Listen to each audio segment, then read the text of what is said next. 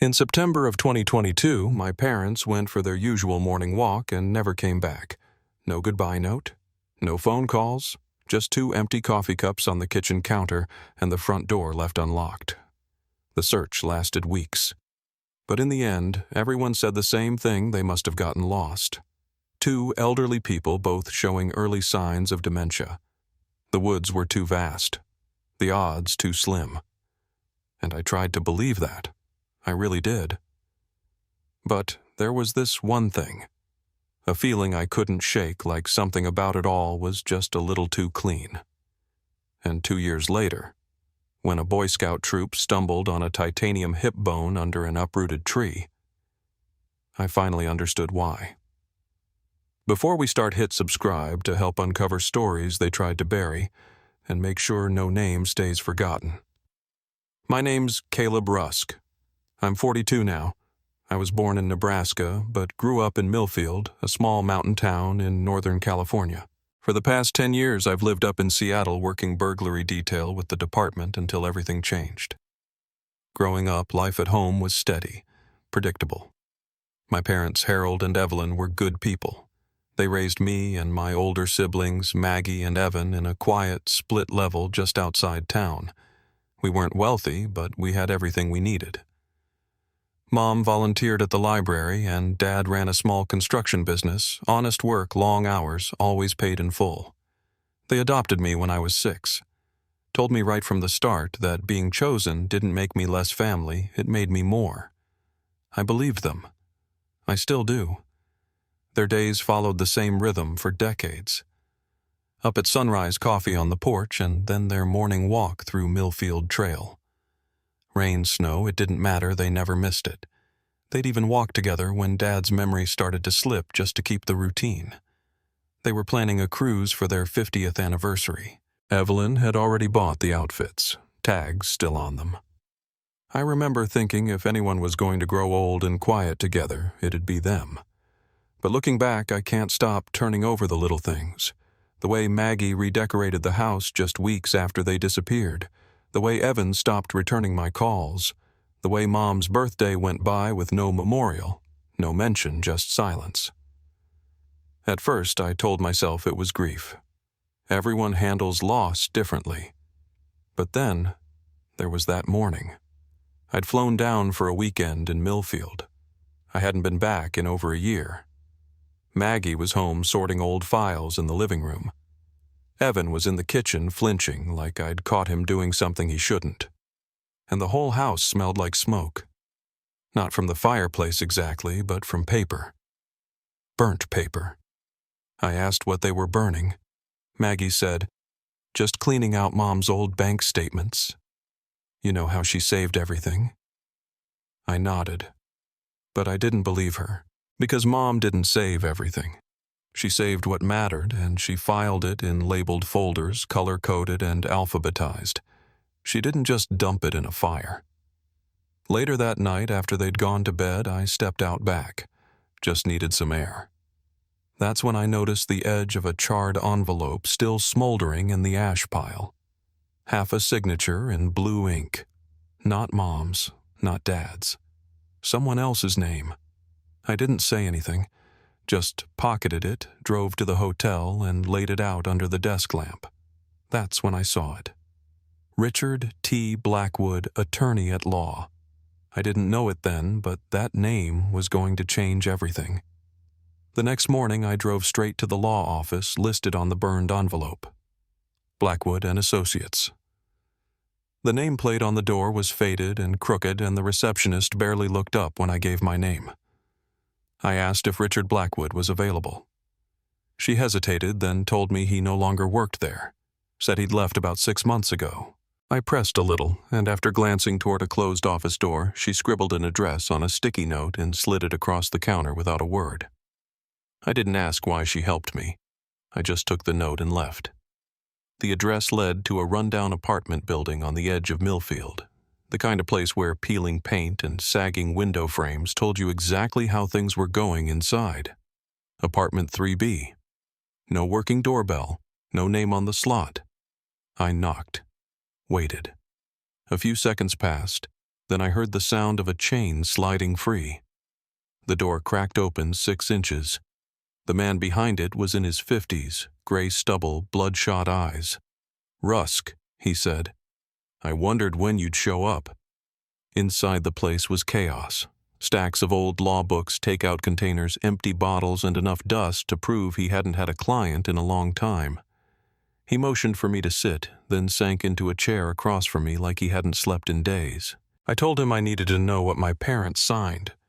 He didn't pretend not to understand. "Your sister was very persuasive," he said. "She came to me with what looked like legitimate documents, medical evaluations, statements from your father's doctor about confusion, memory lapses. She said Evelyn agreed but was too tired to deal with more paperwork." He shook his head slowly. "I should have asked more questions. But Maggie had leverage complaints from other clients, ones she threatened to file unless I helped. My license was already under review. I made a bad call." He handed me a photocopy of the new will, dated 3 months before the disappearance. It left everything, property accounts, insurance policies, to Maggie and Evan. My name wasn't on it, not even a mention. I took the copy, thanked him, and walked out. I didn't know where I was going, only that I couldn't go back to the hotel yet. I ended up parked outside Dorothy Hendriss's house again. She answered in her housecoat, surprised but kind. I remembered something she told me.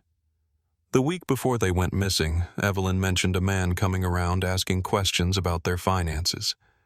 Said he made her uneasy. Danny something, Danny Morton, maybe Martinez. She said he gave her a bad feeling. Said she was going to call the police if he came back. That name, Martinez, lodged in my brain like a splinter. I drove back into town and started making calls. Property managers, old contacts at the department. Finally, someone pulled through. A Daniel Martinez was renting a second-floor unit over on Pine Hollow Road. Paid in cash. Lived alone, kept to himself. I drove straight there. Apartment 2C. The hallway smelled like cigarettes and mildew. I knocked, waited. No answer. Knocked again. Still nothing. I called out his name once, twice. No movement inside. I checked the knob. Locked. I looked around, nobody else in the hallway, then took a step back and kicked. The door cracked open with a sharp, dry sound. The air inside hit me like a wall. Iron. Blood. Martinez was face down on the carpet in the center of the room. A pool of dried blood around him, 3 stab wounds visible through his torn shirt. The place was a mess, but not ransacked. Someone had come here for one thing. I stepped inside, carefully, took a few pictures, then paused near his left hand. There, caught in his watch band, was a single strand of long, pale, blonde hair. Too light to be his. I backed out and called the building manager, asked about security footage. The system was ancient, but the front entrance camera still worked. We pulled footage from the past few hours. At exactly 1:00 p.m., a figure in a dark hoodie entered the building. 18 minutes later, the same figure left. It wasn't clear enough for a face, but the shape, the gait, the way they paused at the door and glanced over their shoulder, it was enough. I'd seen that walk my whole life. I called Detective Miller. Told her I'd found Martinez dead. Told her I had a lead. "Caleb," she said, her voice tight, "if what you're saying is true, whoever did this may know you're closing in. You need to be careful." "I will," I said. "But I need a favor. I'm going to confront someone. If I don't check in by 6, I need you to come find me. Bring backup." She didn't ask who. Just told me to send coordinates when I got there. I drove to Evan's apartment without turning on the radio. No noise, no distraction. Just the rhythm of the tires and the sound of my own breath. His place was quiet when I pulled up. I walked to the door and rang the bell. Evan answered in a wrinkled t-shirt, his eyes, red face, pale. When he saw me, he froze. Fear. Not surprise. Not confusion. Fear. "We need to talk," I said. "Now's not a good time." He tried to shut the door, but I pushed past him. The place smelled like sweat and stale takeout. On the back of the couch hung a gray hoodie identical to the one in the footage. On the kitchen table under a stack of mail sat a folding knife with dark stains on the blade. Evan hovered behind me, panicked. "You don't understand," he said. "It wasn't my idea." And then before I could say another word, something struck the back of my head. Hard. The floor rushed up to meet me, and everything went black. When I came to, my wrists were zip-tied behind my back, cold concrete under me, my head pounding like a drum. I was in a warehouse. Dim light filtered in through high windows. Maggie sat across from me on an overturned crate, legs crossed, calm as could be. Evan stood nearby, pacing, smoking, shaking. I tested the ties. No give. Always the clever one, Maggie said, smiling. Always had to be the hero. Even when we were kids.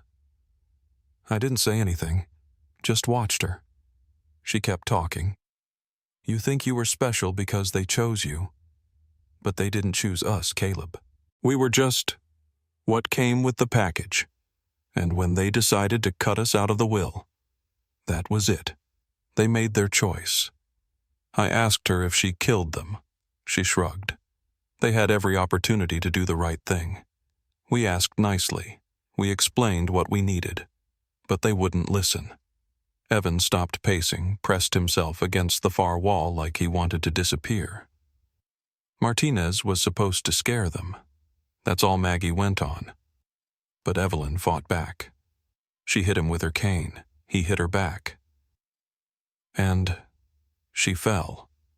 Her tone didn't change, like she was explaining how a vase had broken. "Dad," I asked.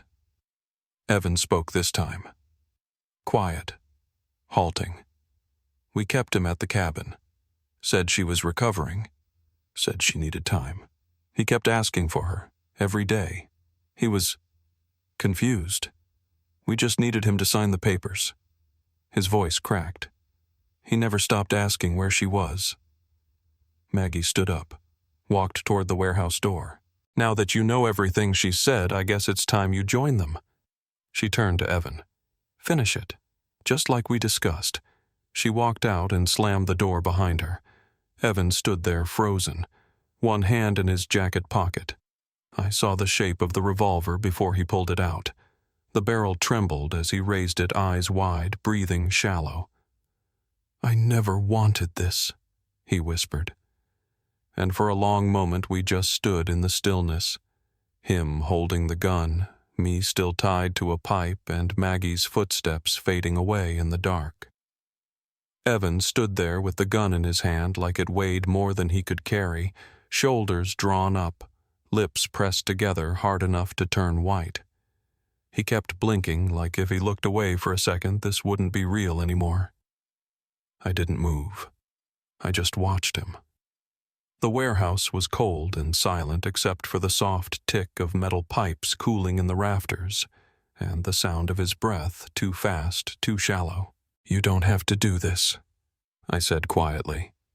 My voice came out rough, still thick from the hit to the head, but steady enough.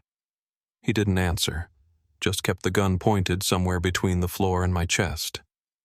"There's still time," I told him. "You can help fix this. It's not too late."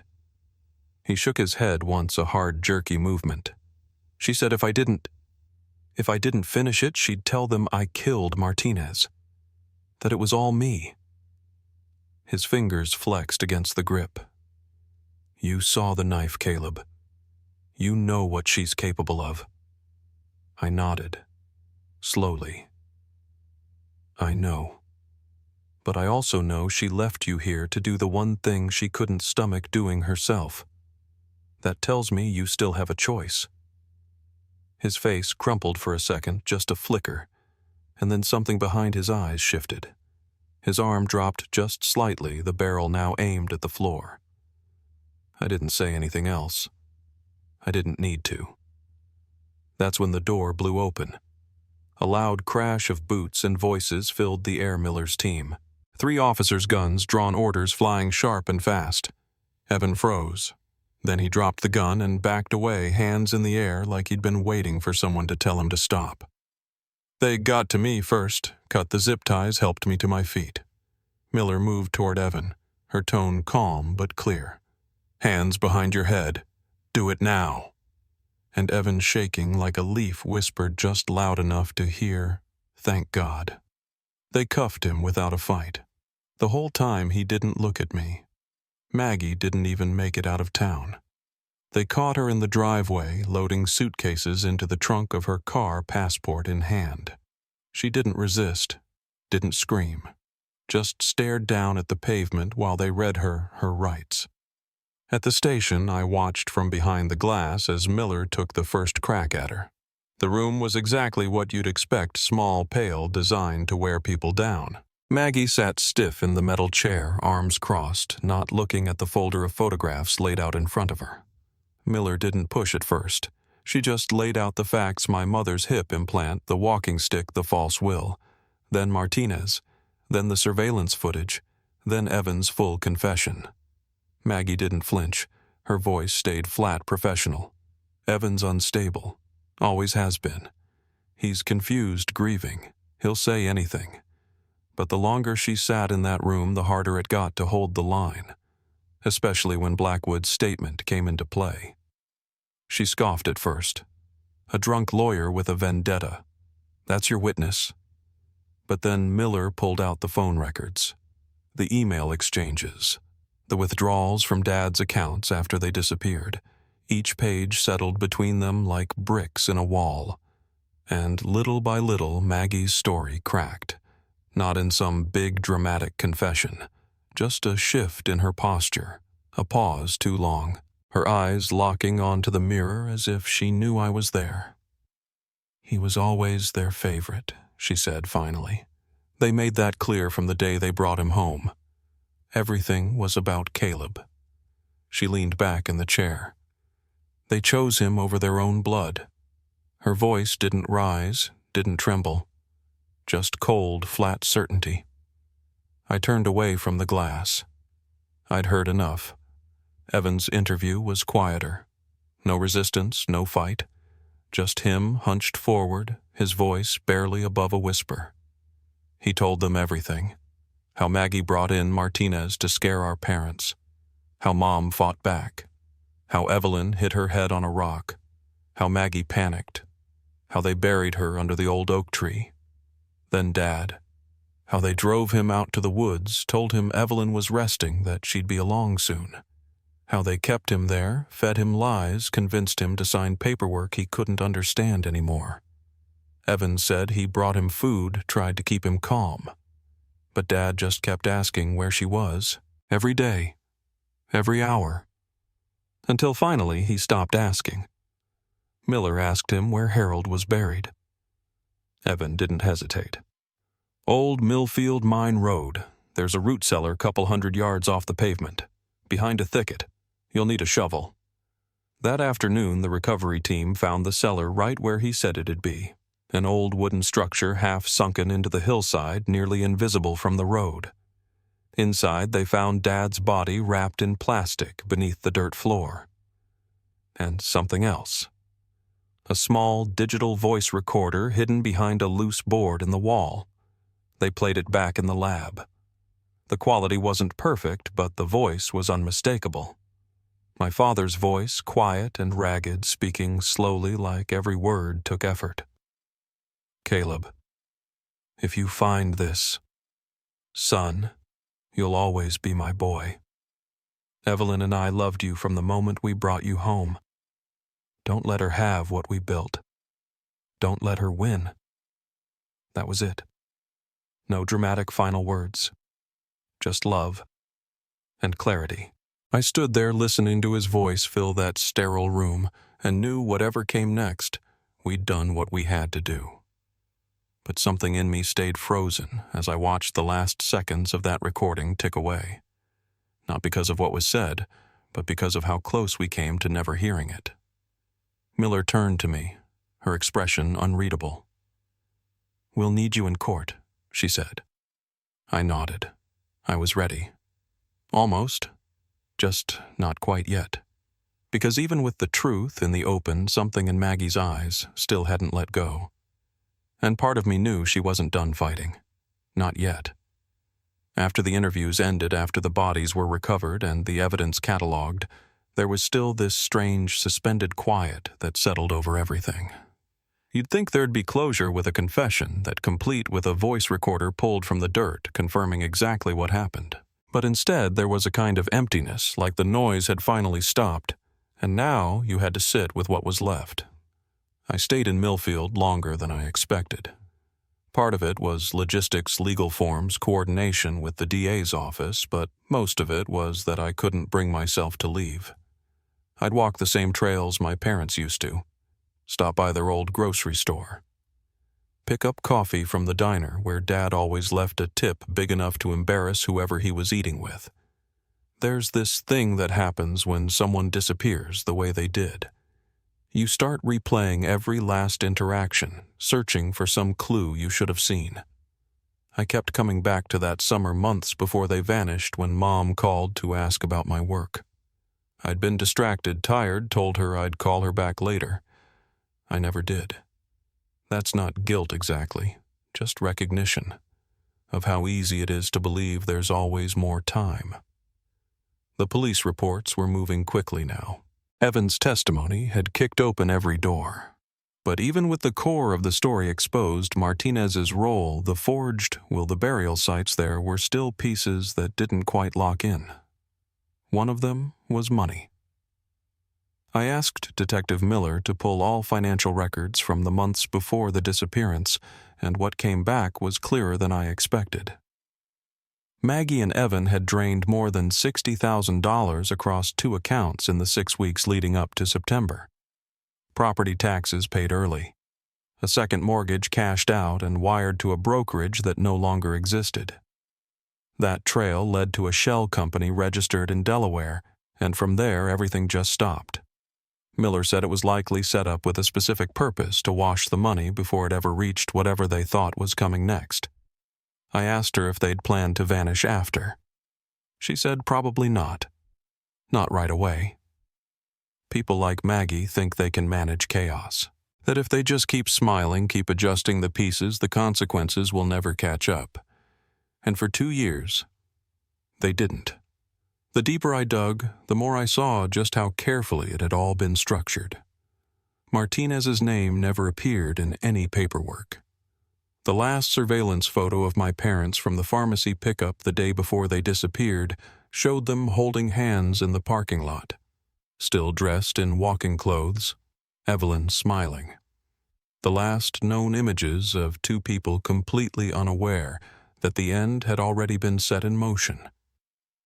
I went through old voicemail files, hoping maybe they'd left something behind. Found one from Evelyn, dated 3 days before they vanished. She was checking in about the cruise, said she'd found a new dress, something blue she thought would look nice for dinner on the deck. I listened to that one 4 times before I saved it to my phone. I haven't deleted it. The will itself had been written and notarized by Blackwood under duress. His signature was still shaky but legal. Without criminal charges and confession, it might have held up. And that's what stuck with me the most. If Martinez hadn't been killed, if Evan hadn't cracked, we might never have known any of it. They would have gotten away with all of it. That was the part I couldn't stop circling. The silence. The months after the disappearance, when we all just accepted the story we were told. 2 elderly people lost on a morning walk. Happens all the time. No foul play, no crime scene, nothing to follow. And I had to ask myself, why didn't I question it sooner? The truth is, I did. I just didn't say it out loud. I remember looking through their house the day I flew in, noticing how clean everything was. How fast Maggie had replaced all the photos. Family portraits taken down, memories boxed and moved to the garage. I told myself it was her way of coping, that everyone grieves differently, but grief doesn't burn old paperwork the same week your mother's declared missing. It doesn't update legal records while the search dogs are still on the trail. It doesn't watch the inheritance clock start ticking without flinching. And that's what they did. I found myself going back to Dorothy's house a lot. She was the last person to see my parents alive outside of Evan and Maggie. She remembered that Friday night dinner like it was yesterday. Said Harold was having one of his good days, telling stories, teasing Evelyn about her cooking. Said Evelyn looked relieved, like the weight had lifted a little. She told me she felt like she was getting her husband back, Dorothy said. They were holding hands when they left. The morning after that dinner, they went for their walk like they always did. Same trail. Same time. But that day, someone was waiting. There was one photo on Dorothy's mantel I hadn't noticed before. It was taken at a summer BBQ probably 5 or 6 years back. My parents standing beside Evan and Maggie. Everyone was smiling, but when I looked closer, the distance was obvious. My parents were angled toward me in the shot, arms around me. Maggie had her hands clasped in front of her like she wasn't quite part of it. Evan looked away from the camera altogether. It's a small thing, easy to miss, but once you see it, you can't unsee it. Detective Miller called me the next morning. She said the lab had finished processing the walking stick recovered with Evelyn's body. The blood on the rubber grip was a mix her own plus a second profile. Male, not Martinez, not Evan, possibly someone else involved, or just contamination. She said they'd run the results through CODIS, but not to expect much. Still, it unsettled me. The idea that someone else might have been there. That it wasn't just a sibling betrayal, but something even wider. Miller didn't press it.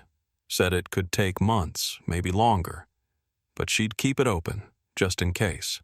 I remember hanging up and sitting on the edge of the bed at the old motel on Main Street. It was still early sunlight cutting through the blinds in narrow strips. Outside, someone was running a leaf blower. That steady, low hum filled the silence between thoughts. It struck me then that this was the part no one ever prepares you for. After the arrest. After the evidence. When the days still keep coming, but the people who made them mean something are gone. The funeral wasn't scheduled yet. The DA wanted to wait until the indictments were finalized so the press wouldn't try to turn it into a spectacle.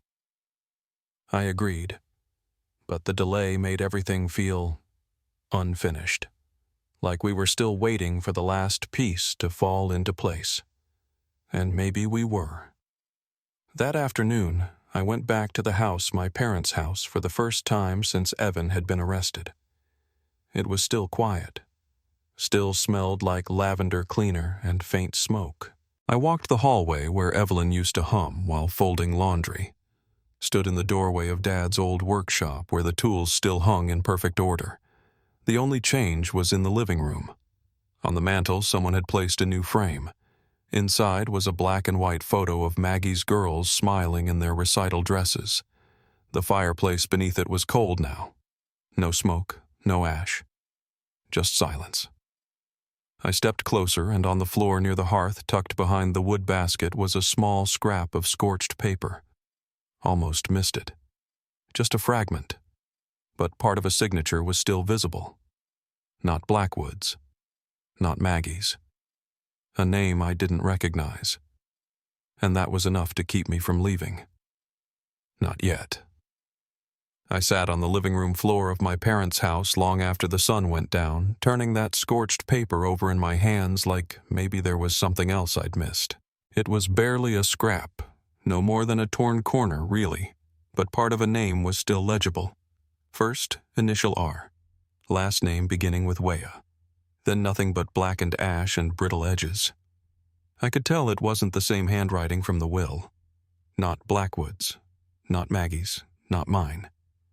The signature was smoother, older, more deliberate. It didn't match any name tied to their estate, at least not one I recognized. I should have bagged it for the detectives, but instead, I kept staring at it under the light of the lamp Dad used to read beside every night. The fire had missed just enough to keep it alive, which meant someone had tried to destroy it and failed. I took that seriously. You don't burn a document in a fireplace unless it matters. The next morning, I went back to Dorothy's house. I told her I had a question that might sound strange. I asked her if anyone outside of family had been around Mom and Dad in those last few months. Not just Danny Martinez, but anyone else. Anyone Evelyn had mentioned in passing. Dorothy's eyes drifted to the window for a moment like she was rolling through old mental footage. Then she nodded slowly. There was a man, she said. He came by their place a few times. Always parked on the street and never stayed long. I remember because his truck had a dented passenger door. Old Ford navy blue or maybe gray. You don't forget that kind of thing around here. I asked if she'd gotten a name. She shook her head, then paused. Evelyn told me she thought he was some kind of financial advisor, but I don't think she trusted him. She said she'd asked Maggie where he came from, but Maggie just said not to worry about it. That stuck with me. It was the way Dorothy said it, quiet like even years later it still bothered her. I called Miller and asked her to run a check for local financial planners who'd had contact with the Rusk household in the 6 months before their disappearance. Nothing turned up under legitimate business licenses. No registered contracts, no service agreements. But when I went through Dad's garage myself looking for anything overlooked in the first sweep, I found an old metal lockbox tucked behind the water heater. Still dusty, still locked. It took me 30 minutes to pry it open. Inside were 2 things, a worn leather wallet belonging to Harold, and a folded contract that had been partially burned around the edges. At the top it read, Service Engagement, Richard Weaver and Company. That was the name, R. Weaver. I brought it to Miller the same day. She scanned the document, then typed into her system while I waited. Weaver had no official company under that name. No tax ID. No registered office in California or anywhere nearby. But he did have a record 3 decades old. Fraud wire transfers, predatory loans. Nothing recent, but the pattern was there. I asked Miller if he could have been working with Martinez. She said maybe. Or maybe he was someone Maggie found on her own. A way to move money around without touching anything traceable. But it didn't explain why my father had hidden the contract instead of shredding it or handing it over. It only made sense if he'd realized something was wrong and didn't know who he could trust. That night, I went through every page of Mom's old planner. She always kept handwritten logs, grocery lists, birthdays, appointment reminders, nothing digital. And on one of the August pages, she'd scribbled, Weaver, 3 p.m. Thurs. Ask for ID. Check Wash Bank. That was it. Nothing else. The ink had faded at the edges like it had been handled more than once. She must have had doubts. She must have asked questions. And I kept thinking about what Evans said in the warehouse, how their plan was never supposed to end in violence. That part of me didn't buy anymore, not after everything I was seeing. This wasn't just a greedy accident. It was a sequence. And it had started long before Martinez ever showed up. When I brought all this back to Miller, she asked me a question I didn't expect. Do you think they were planning this even before Harold's diagnosis? I didn't know how to answer. Maybe. Maybe not. But it was clear they'd been preparing for something. The shell company. The second mortgage. The sudden will change. Maggie and Evan had decided together that their parents' lives were standing in the way of their future. And then they'd found people to help them make that problem go away. Whether those people knew what they were walking into, that was harder to pin down. But the effect was the same. Weaver hadn't been seen in Millfield since 2022. No forwarding address, no cell phone records. Miller said if he was still alive, he was probably long gone by now. But something about that signature kept bothering me. I remembered watching Maggie toss papers into the fire that first week, talking about old warranty cards and junk with personal info. It wasn't junk. It was evidence. It always had been. The mistake she made was thinking fire could erase it. Back at the house, I stood in the kitchen and stared at the refrigerator where Mom used to tape up coupons and handwritten recipes. Her handwriting was still there in faded ink on the edge of a chili recipe next to a magnet from a bank that no longer existed. I found myself staring at the fridge longer than I meant to, until the quiet of the house pulled me back. Everything that had lived here, memories, routines, birthdays, had been chipped away piece by piece. And what remained wasn't really a home anymore, just a shell of what used to be safe. But what got to me most was the timeline. Because the more I pieced it together, the clearer it became Evelyn had known something wasn't right. She'd left signs. Her planner, her insistence on checking IDs, her decision to revisit the will. None of it had been random. She was trying to get ahead of something. She just didn't know how close it already was. I brought the signature to a handwriting analyst 2 counties over, someone Miller trusted to keep things quiet. A week later, she called me. "That signature doesn't match any verified document from Richard Weaver on file," she said. "But the pen pressure, the slant, the formation of the R, whoever signed that paper also signed Harold's second mortgage application. It's the same hand. Only it wasn't my father's signature. That was the confirmation we didn't know we were missing." I didn't sleep much that night. The window of my motel room looked out over the edge of town, the gas station on one side, the tree line on the other. Everything felt too still. But my mind wouldn't let it go, this idea that they hadn't just been manipulated or pressured, but deliberately deceived. That someone had sat at their kitchen table, smiled, and forged the end of their lives right in front of them. I thought about what Dad must have felt trapped in that cellar, realizing Evelyn wasn't coming back. Wondering if it had all started with the wrong handshake, the wrong form, the wrong trusted face. And the worst part, I still didn't know who had signed that contract. But I would. One way or another. I would. The afternoon light was fading when I found myself standing outside Evan's apartment one last time before heading back to Seattle. The place looked the same paint-peeling, cracked steps, but it wasn't the building that felt heavy. It was everything that had happened inside. I ran through the last conversation we'd had the moment everything broke open, the hoodie in the corner, the knife on the table, the sudden crack in Evan's composure. I couldn't shake the image of him pacing, shaking caught between guilt and fear. I wondered how someone could carry that much weight and still keep breathing. The warehouse where they'd held me, where Maggie had laid out her plan, still haunted me.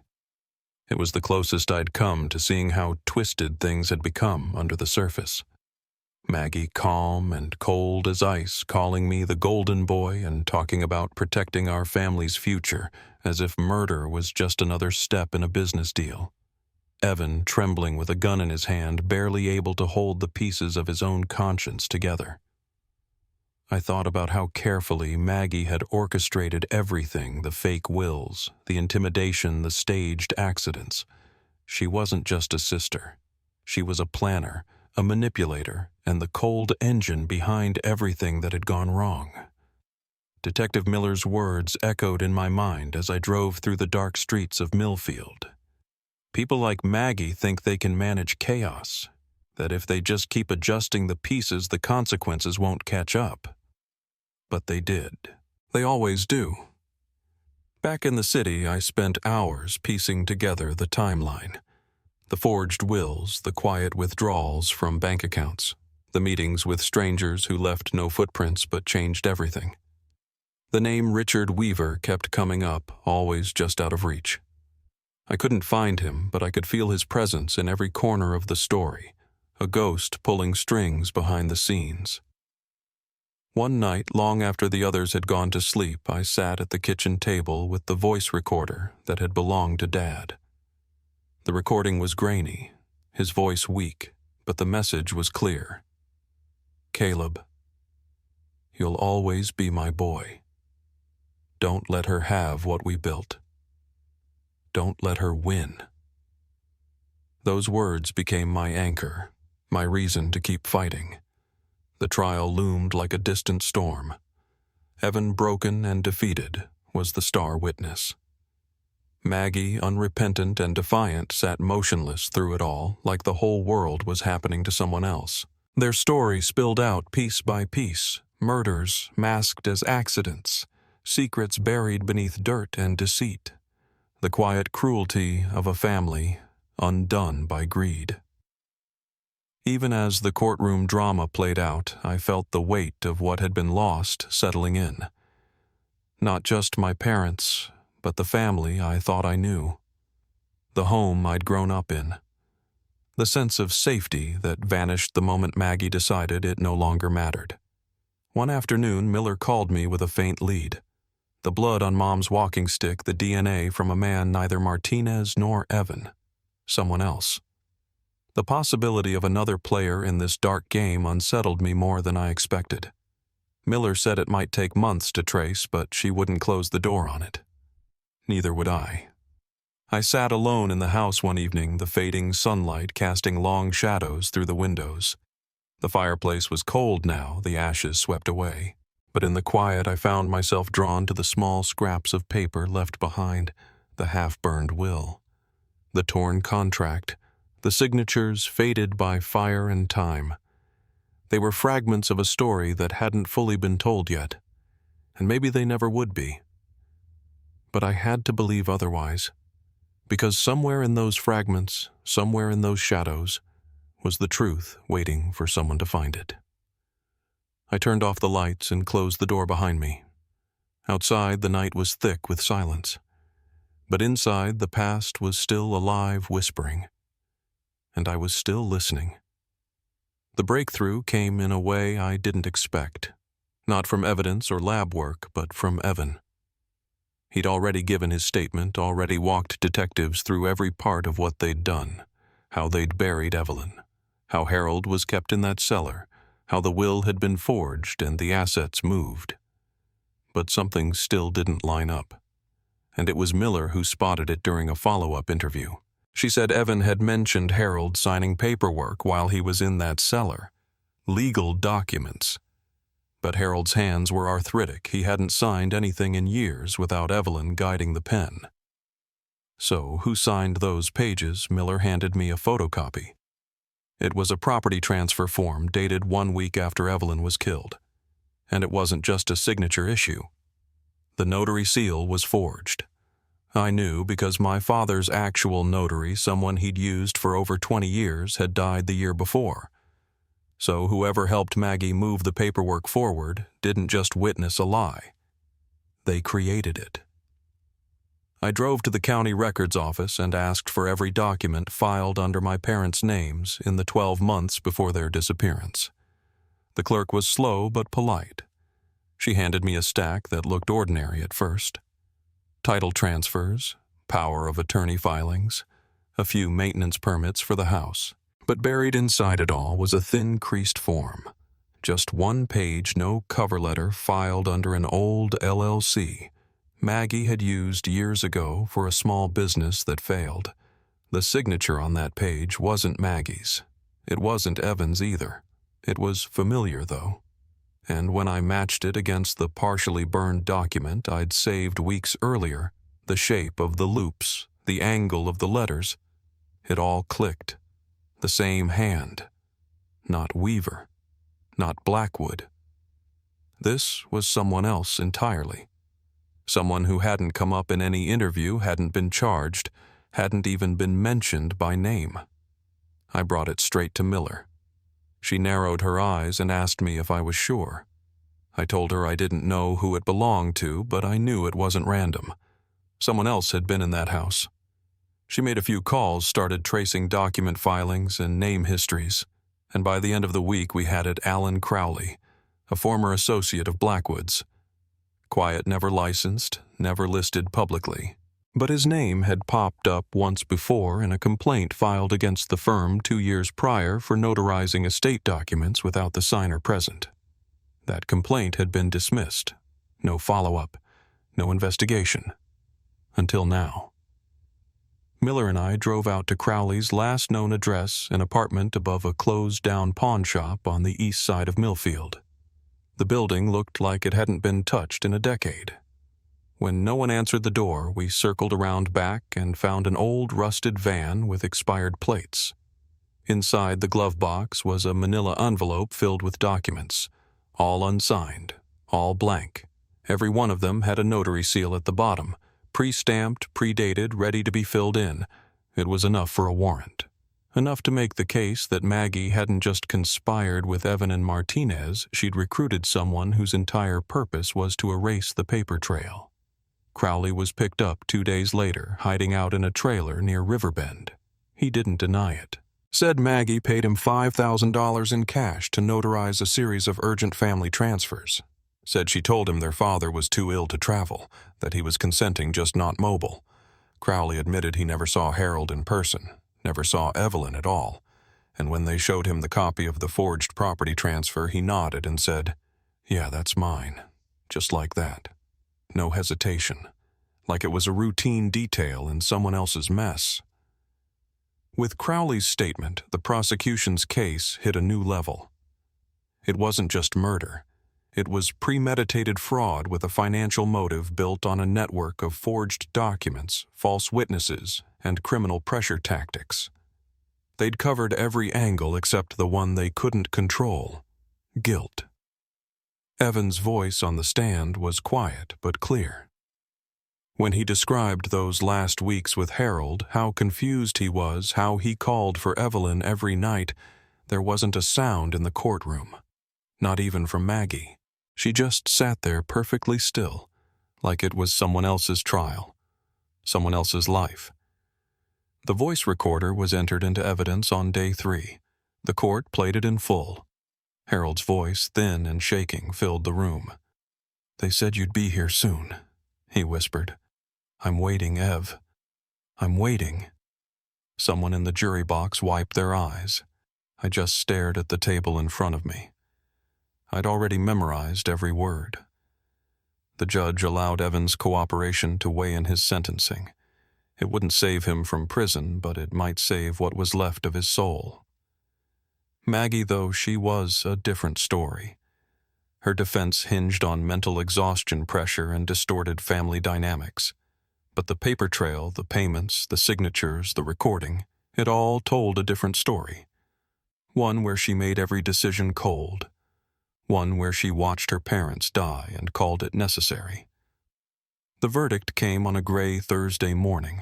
The courtroom was nearly full. The jury didn't deliberate long. Guilty on all counts. Life without the possibility of parole. Evan got the same. Crowley took a plea deal 5 years in exchange for testimony and full cooperation. Blackwood, already disbarred, accepted 20 years with no chance of early release. And just like that, the pieces that had held everything in place for 2 years finally broke apart. But even as they led Maggie away, even as she passed within arm's reach of me in cuffs, she never looked at me, never blinked, just walked forward, like the verdict didn't mean anything. And in her world, maybe it didn't. Because people like her don't believe in endings. They believe in control. That night, I sat outside the house, our house, for the last time. The porch light still worked. The garden had overgrown. I let myself in just once more. No suitcase, no plan, just a flashlight and a quiet hour. I walked room to room. The hallway where Evelyn hung her framed needlepoints.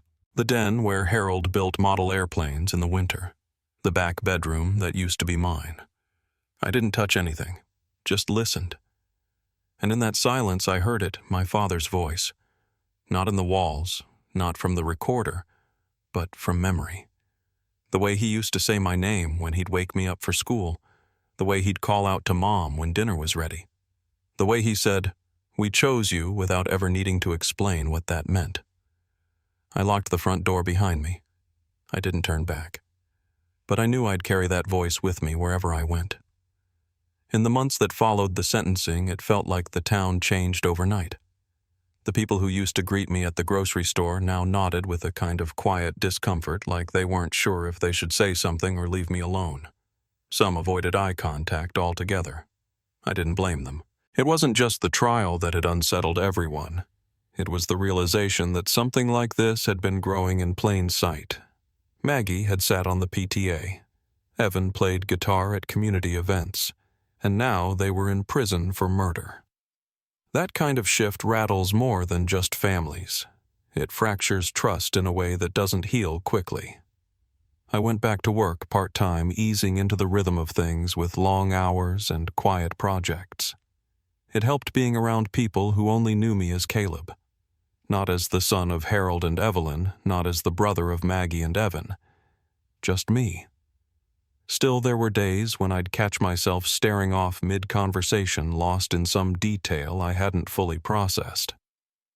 Like the weight of what had happened would suddenly pull everything sideways. And then I'd blink, nod, and keep going. It became a kind of ritual, a private way of staying functional without pretending any of it was okay. Detective Miller and I stayed in touch more than I expected. She'd call every few weeks sometimes with a small update, sometimes just to check in. I appreciated that more than I let on. One day, in late fall, she called with something different in her voice, less procedural, more careful. They'd run additional DNA comparisons on the items found at the house just to close any remaining questions. One of the samples on the garden shears found near the crawl space matched a known offender out of Ohio. Guy named Curtis Langley.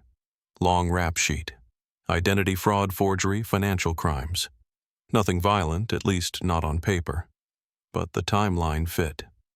He'd been in Millfield for 6 months before my parents disappeared. His address at the time, a trailer registered under one of Martinez's shell companies.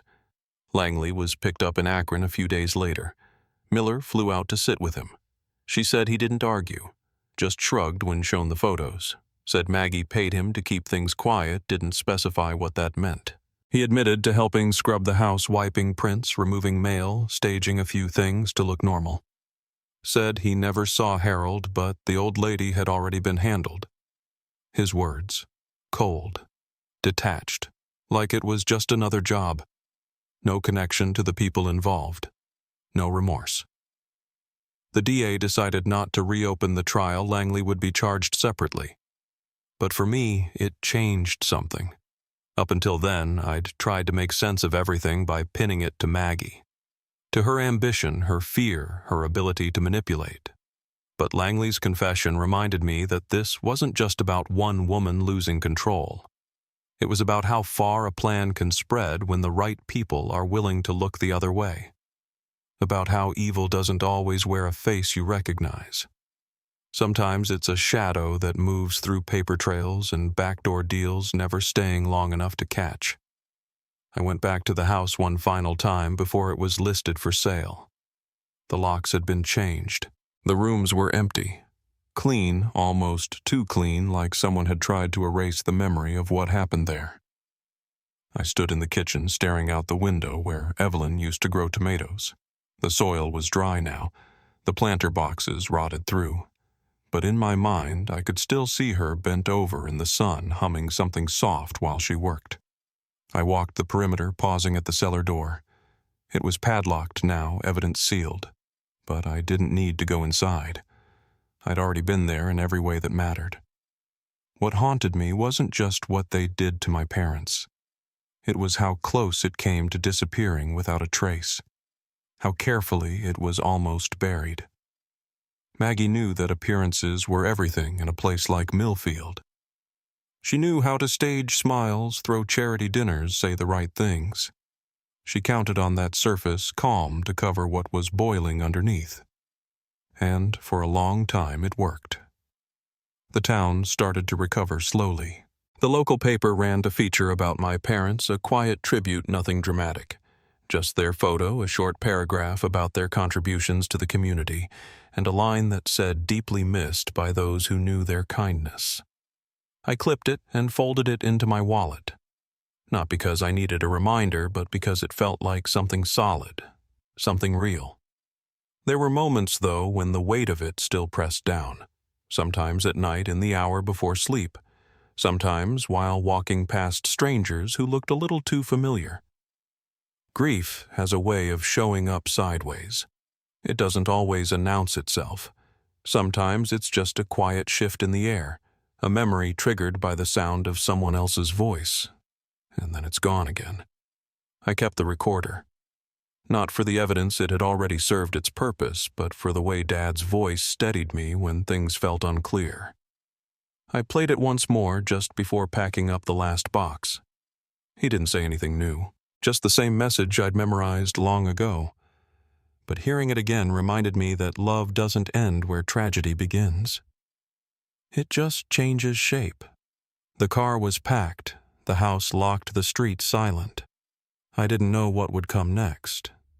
Not exactly. But I knew the hardest part was behind me, and somewhere ahead, just barely visible, was the beginning of something that looked like peace. I still drive past Millfield sometimes. Not often, just every now and then when I take the long way home on purpose. The house is gone now, leveled and sold to a developer who turned the lot into a small modern ranch with no porch and too many windows. It doesn't look like anything that ever belonged to us. And maybe that's the point. Time has a way of sanding things down, replacing them, repainting over what it can't explain. But the land remembers. The wind still moves the same way through those old trees. The mailbox, even though it's new, stands in the exact same place. Curtis Langley took a plea deal, 20 years, no possibility of parole. Maggie and Evan stayed quiet during his hearings. Not a word from either of them. I don't expect one now. I think they've both built stories in their heads where none of this is really their fault. That's what guilt does when it has time and silence to grow in. It reorders the facts until even monsters can sleep at night. But that's not my burden to carry. I know what happened. I lived through it. And I buried the people who loved me like their own. I kept one photo from the old house. It's nothing dramatic, just Dad standing by the grill with a pair of tongs, Mom sitting nearby with a glass of sweet tea, laughing at something he said. You can see the ivy behind her, the little garden bed he'd trimmed just that morning. There's no date on the back, but I remember the day. We had burgers. Evan played music too loud. Maggie brought us store-bought pie and claimed she made it. I remember thinking even then how normal it all felt. That's the part that still gets to me. How normal it all was right up until it wasn't. I don't dream about the cellar anymore. That stopped a few months after the trial. But I do think about Dad's voice, what he said on that recording. How he warned me not to trust everything that looks whole on the outside. I used to think that was about them, about Maggie and Evan. But I've come to believe he was talking about something deeper. Maybe about how people can live side by side for years and never really know what the other is hiding. Maybe about how pretending things are fine doesn't make them so. I still keep to myself more than I used to. I've got a quiet job now. No headlines, no courtrooms, just steady hours and a little porch with a rocking chair. There's a neighbor who brings me muffins on Thursdays. Another who talks too long about his lawnmower. It's not exciting, but it's clean, it's honest, and that counts for more than most people think.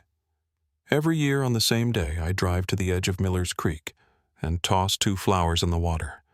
One for Harold, one for Evelyn. They weren't perfect. No one is. But they were good, and they didn't deserve what happened to them. The water carries those flowers out of sight pretty quick. But for a moment, they drift there side by side like they always were. If this story stayed with you, share it. Not for me, for them. So their names don't get lost in the silence. So what happened doesn't disappear beneath the surface. Because some truths need to be remembered, even if they come quietly.